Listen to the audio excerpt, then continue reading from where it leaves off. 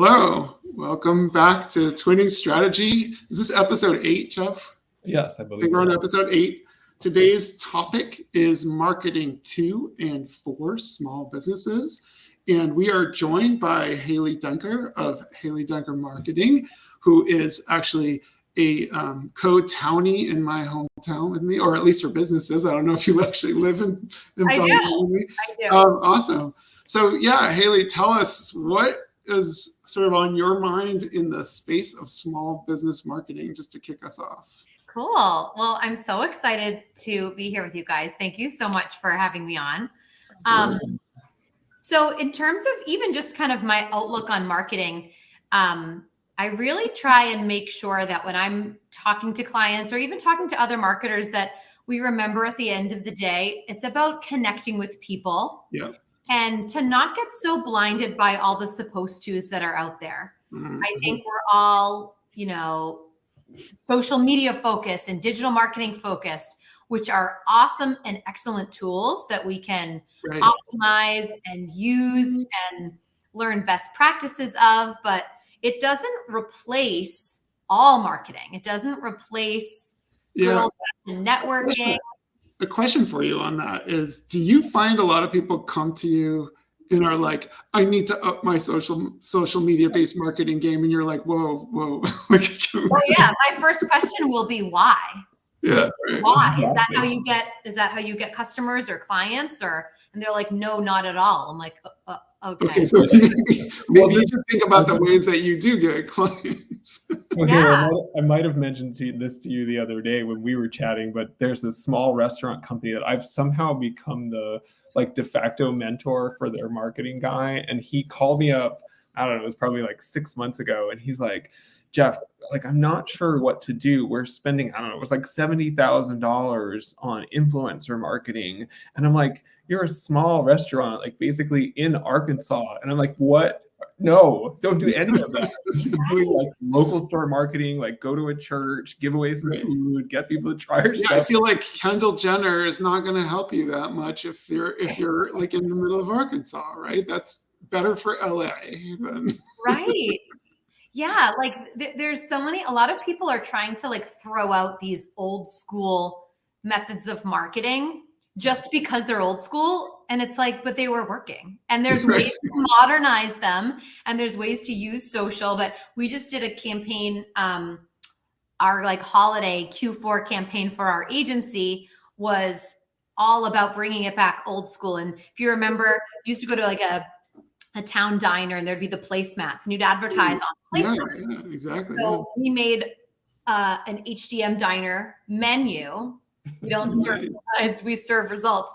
And the menu is all of our service offerings. Nice. And so we had a fun photo shoot at a diner to kind of put this together. And then our gifts for our clients this year were diner mugs that had kind of tongue-in-cheek inside joke ads about them.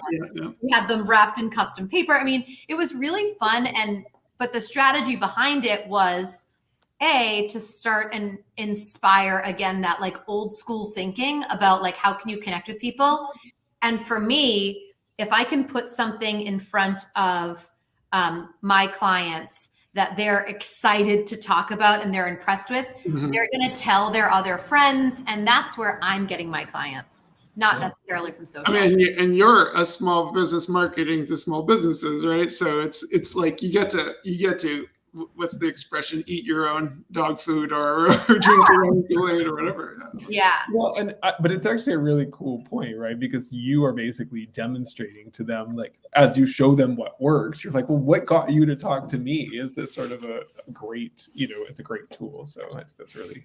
So and your average client, are they sort of mom and pop, stores like the flower shop I just mentioned around the corner or whatever? Or do you also look at company so my small business of I am CEO of one in my company and but we are marketing globally to biotechs, and so are you working with more small businesses that are locally focused, or do you have clients that span like a whole range? So our clients span, they're mostly East Coast right now. Okay. But we find that usually if someone like a really small mom and pop, they're probably looking to outsource one small part. They're probably looking for more like a social media manager. So we kind of, I actually love talking with people about what their need is, even if it's not for us. Right. The clients that we serve are if the flower shop was looking to open another location. I see. And they're like, all right, we have kind of this proven model. We know that we have a great quality product.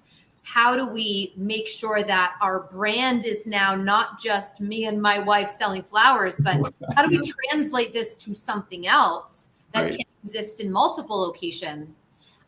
So it's usually the company they might be considering hiring a marketing manager or a marketing director, and we can be a really good substitute for that because we bring a team of experts rather than one internal hire.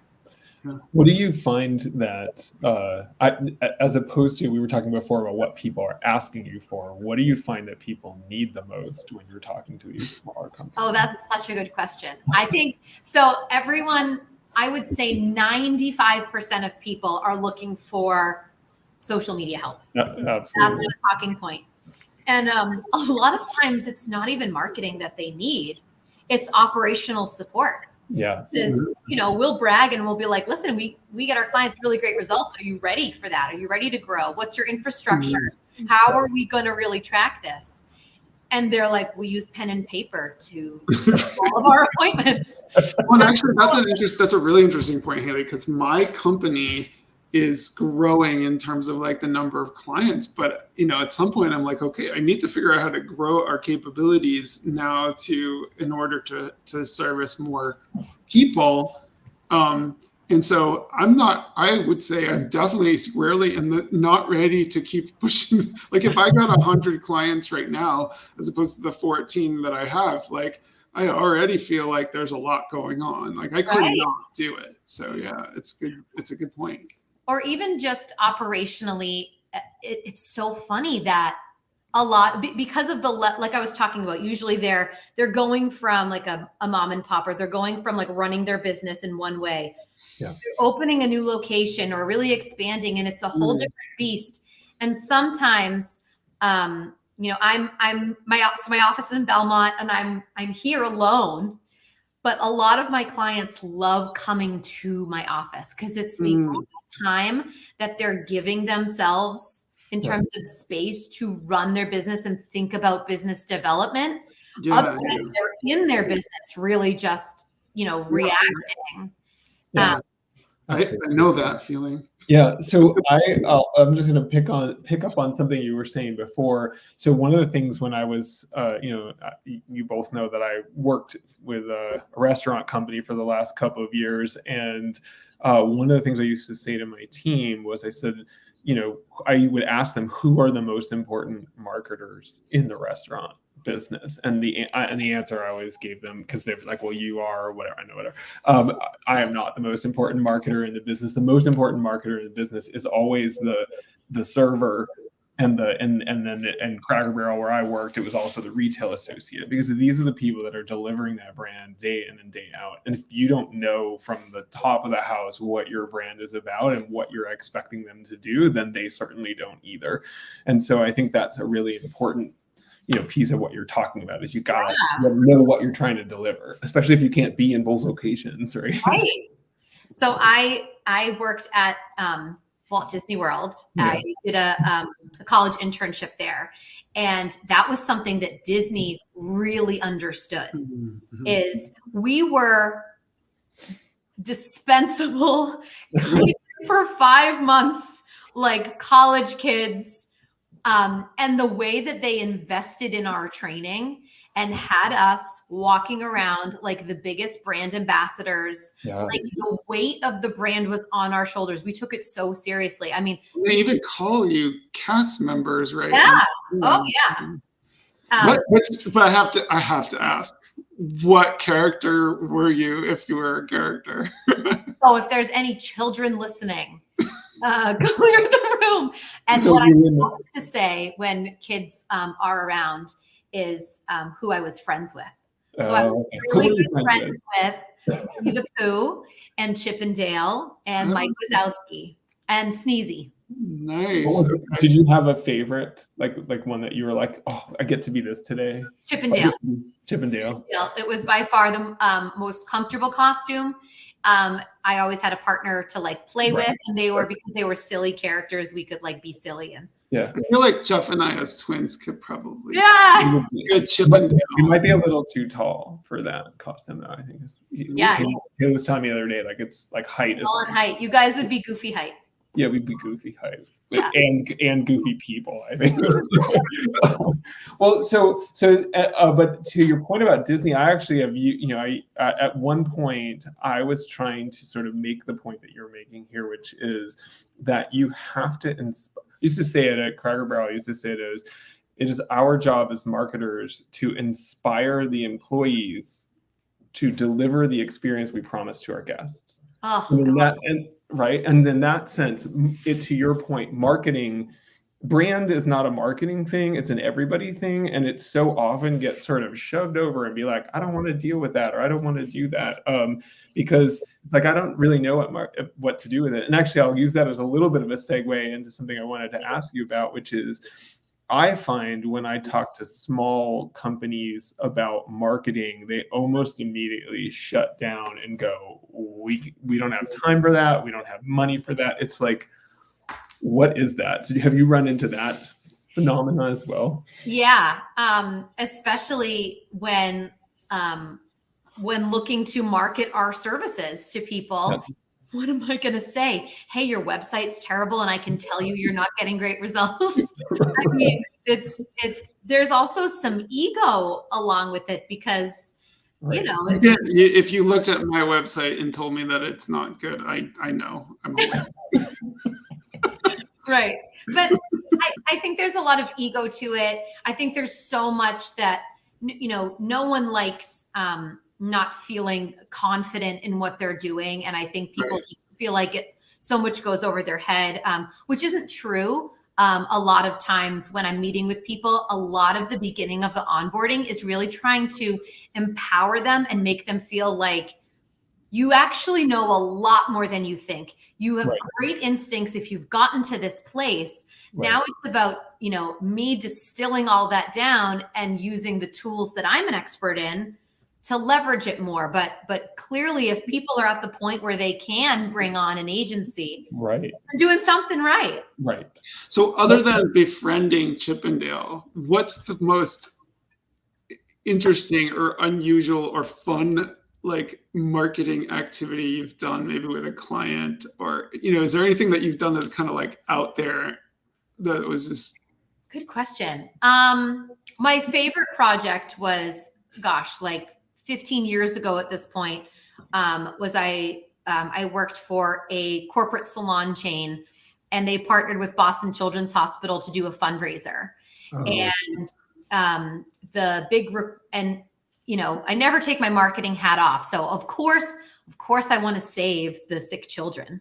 But in addition, I'm like, this is a really great brand partnership, because when you hear Boston Children's Hospital, everyone has a story. Everyone can immediately say, I was there. My niece was there. My friend, like everyone has a story. It's a powerful alignment. And, but this fundraiser required hundreds of hairstylists to donate their time. Yeah. And so it was really on me to inspire them to want to do this. And Boston Children's, they know that that's also their task. So we collaborated together, tried to be really creative. Yep. And I think the first year I did it, we raised $1,100. And the last year, we did it for 3 years. And my last year there, we raised $36,000. Nice. So that was my favorite. That was my favorite project, because again, it was that igniting enthusiasm, getting people on board and letting them then kind of be the ambassadors to rah the staff and to keep talking about children's. They were the ones raising the money. I just had to rah the team, and I really like that. That's really awesome. So I'm like hesitant to even bring this up but you asked like what I was thinking, like what's the coolest marketing thing I've worked on? And of course I worked at brands that had much bigger budgets, but the coolest thing probably that I ever worked on was when Cracker Barrel actually brought Dolly Parton to the Macy's parade during the pandemic. It was the coolest thing. It's a little unfair, and I did not get to meet her. It was like it was like total lockdown. Nobody was allowed near Dolly, whatever. But now she's a rock star, and Beyonce is a country star. Like the world is just it's so crazy. interesting. Right? I'm a huge country music fan, so I'm here for all of it. Oh, awesome! So yes, we used to have a big country music program. Hopefully they'll start it up again, but at Cracker Barrel. So it was sort of fun because we would, I don't know, one of my best moments was we did this really cool program for we were doing supporting women in country music because women in country music don't get as much airtime and so forth, and so we did this whole thing. And it's actually it's a good sort of analogy to what you are talking about. Is you have to find, I think when you're doing like sort of charity marketing and cause marketing and so forth, it's really important that there's a connection between your brand and whatever it is you're doing. There's a clear connection that you made, between the hairstyling and the kids and so forth. Like, it was clear like what that was about. And for us, we were connected with country music for years and years. We wanted to support women in country music. So like, again, it's probably not fair. I keep bringing up these like famous people, name dropping here. Sorry. But like one of the coolest moments was we had Brandi Carlile in for like in the recording studio, and she, at the end of her thing, she just gave me a hug and said, "Thank you for doing this." And I was like, "Oh my God, Brandi Carlile!" That's awesome. But anyway, maybe you had Becca Peasy or something in Belmont. So when I was in character, in costume, I met Kelly Ripa and her family. Nice. She got my autograph as Max, Goofy's son. Okay. That's my celeb sighting in Disney. That's the one I haven't gotten yet. Yeah, I'll stop. I'll stop with my. Yeah, just keep name dropping, Jeff. We know you're cool. We know how cool you are. So go ahead. I was just wondering, are most of your clients, Hayley, are they B2B or B2C? And like, what's kind of a difference? Like, obviously, like the local pizza shop or even Cracker Barrel or whatever, that's like a certain kind of marketing, and B2B, which is what I do, is just very different. What are your thoughts on that for small businesses? Sure. So most of ours are like service-based industries. So everything from home services like plumbing, home cleaning, to private healthcare, to salons and spas, national networking communities. So it's a lot of very person to person, and like there's like a service involved. I have a friend who's was asking me a lot of questions about tech marketing, because she's kind of get into that. And I said, I think it was some cloud-based business. And she was saying how, here are the companies that my potential employer wants to connect with. And I said, well, sure, but there's still a human being decision maker. Yeah. So I think that's something that can sometimes get lost in B2B marketing but it's also something that I call out in our service industries too. For example, there was this really luxury wedding planning company, and we were looking at their client journey. And I said, everything was very much focused on the bride, because the bride's the one who books the appointments. And I said, but is the bride signing the check? Is the bride the decision maker, or is it her parents? And if it's the parents, is there some kind of follow up to your conversation where you send, here's everything we talked about, here are the pricing. And I'm also going to attach a PDF for your parents, because sometimes parents ask questions that we're not even, something that's really serving the parents, because wow, would you stand out And the parents will think, thank God someone's talking to me. I'm the one who's going to be for this. I have different questions.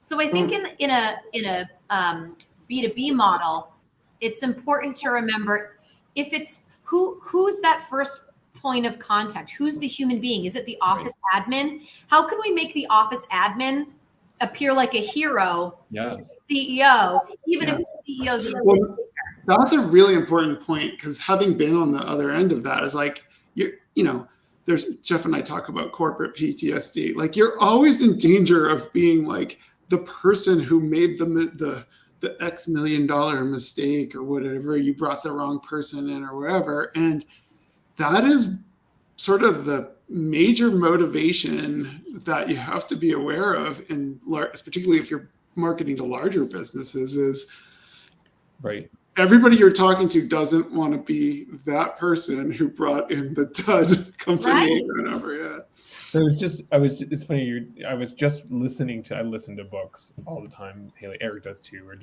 I don't read anymore. I'm just too lazy, but I listen to a lot of books and actually listen to them very fast. So this one I went through this one in like just a couple hours, but it was called Question-Based Selling. And one of the things that the author was talking about was he kept talking about German shepherds versus gold medals. Basically, the idea that sometimes you can get people to do something because they want something positive, and sometimes you get them to do something because they are afraid of something negative. And so I don't know how that plays into how you think about marketing, but I know you talked about I just remembered something, Jeff. You said German shepherds and what? Gold medals. And German shepherds were the two. So you're either afraid of being attacked by a German shepherd, or you're trying to win a gold medal. Yes.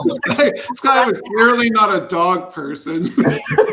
Well, I know. I was thinking that. I'm like, what's wrong with German shepherds? I know. I wouldn't think that as an like, you could be like, maybe like, angry mountain lion or something, but he goes German shepherd. Really. Maybe he probably had some terrible thing happen to him. Yeah, right. It's like he's working out his childhood trauma in the book. So Haley, I don't know. Do you have any thoughts on like reward versus avoiding pain versus gain or whatever? I used to think a lot more about pain points and kind of that like negative marketing before COVID. And then I felt like during COVID, people were a little bit like, oh my God, please stop telling me that everything's wrong and I'm going to crumble. I can't do another thing that I do. So I try to think more about like, what would inspire action? And sometimes it is igniting a little bit of FOMO, or it is talking about it, but hopefully it's framed positively, and that like there is a solution, and in communicating it in such a way that someone's like, wow, they really get it, they really understand me. You were telling me a story the other day about how you basically maxed out a plumber's capacity or something. Yeah. So what was your, if you can share, like, what was your approach? Was that like a fear or a reward or a fear kind of thing? Like how did that work? So for them, they were looking to align with more high-end contractors. That's that for their business model, that made more sense rather than more of a long game to get, if you want someone to hire you to remodel your bathroom, right? They're going to hire their trusted plumber who has been there to unclog their toilet before. Yeah. But it's a long game. So you're doing these like smaller jobs with the hope that one day it could turn into something bigger. So we did an engagement strategy on their Instagram, interacting with other high-end construction companies, contractors, interior designers, and really kind of like supporting them and cheering them on and complimenting their work in a way that got us noticed by them. And they reached out and they were like, hey, thank you so much for all of your support on Instagram. Like, talk to you about how we could partner together. So it was more of like a community building camaraderie thing that achieved one of their goals. And then we were intentionally really playful because they're a plumbing company. And so we were like, how can we make this kind of More exciting? fun. Did it have anything to do with unicorns and think of that squatty potty ad? We had an A-frame sign out in front of their office. We also replicated this on social media, but the sign said, your mom trusts us, you should too. Nice. They're a second generation company, and a lot of their customers was like, your parents, basically it's like your parents use us, so now you should use us. But we were being a little sassy, and there was a little fear around like, they're going to be expensive, but it got them to, they stood out and people appreciated it and thought it was funny, and so that was good. So I once hired a copywriter because like we ended up hiring her partly because in her interview I asked her, I said, what's a great line that you wrote? And she's like, well, I was in Nashville at the time, and she's like, yeah, I was working for the city of Nashville tourism department, and I came up with the line, what happens in Vegas also happens in Nashville. And I'm like, that is brilliant. Accurate. And so it's sort of like what you're saying is like this idea of how do I like sort of take something that people are already know, like mom and whatever, and just sort of build on like, I'm going to connect to you because I'm already connected to you in some way. I heard this referred to recently as like it was called like the Walmart strategy, kind of this idea of like, if you're in the same parking lot as a Walmart, you can basically use their traffic and so forth. So how do you leverage traffic? So this is a smart marketing approach. Oh, very cool. Yeah. I'm one, I think it was like a couple of things ago that you said just reminded me of this. Yeah. Another problem that small businesses tend to have is putting everything under marketing. I have a company right now that I'm having conversations with, and honestly, success with this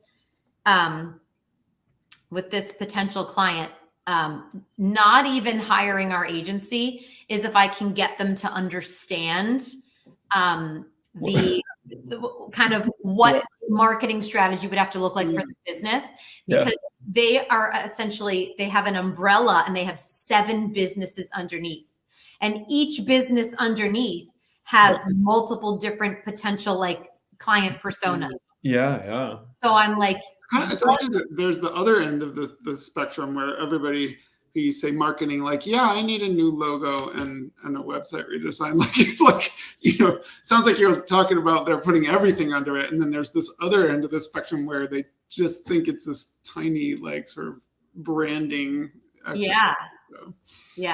So we have a lot of conversations in the beginning about like what's working, how do you get your clients right now, to really try to like pull everything back so that they understand that it's really about having a strategy, having a plan, like knowing what we're trying to accomplish. And then things like logo, website, social, community events, sponsorships, all of that, those are all like a means to an end. Right.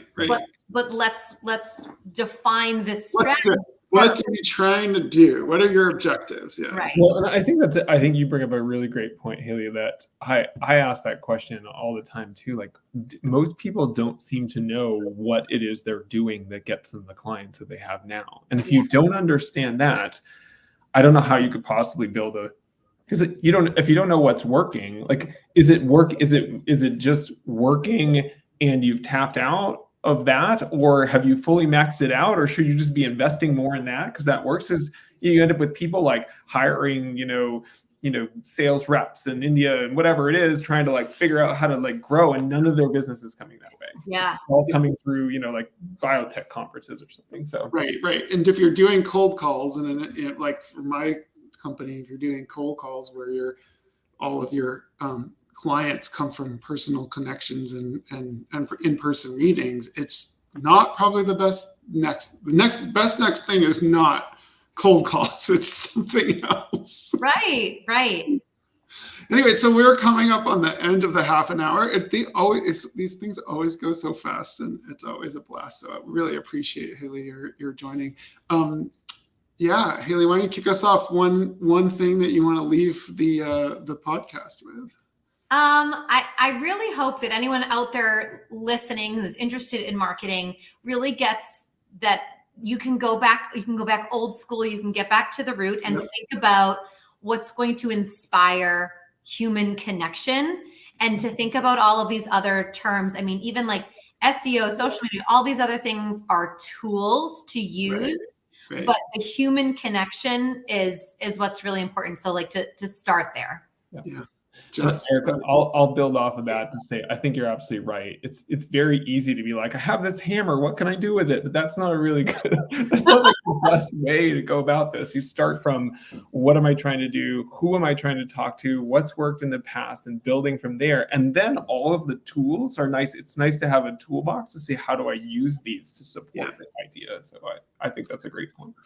Well, Hayley, I was going to say the old school does not necessarily mean bad. You already touched on that, but I want to second that. The other thing I think that was really interesting and really resonates with me was that part about being ready. Like, are you ready for your success? I think that's a really important thing to keep in mind. And if you're not ready for huge amount of success, like, you got to gear that marketing campaign towards getting the right level of business, not just going up.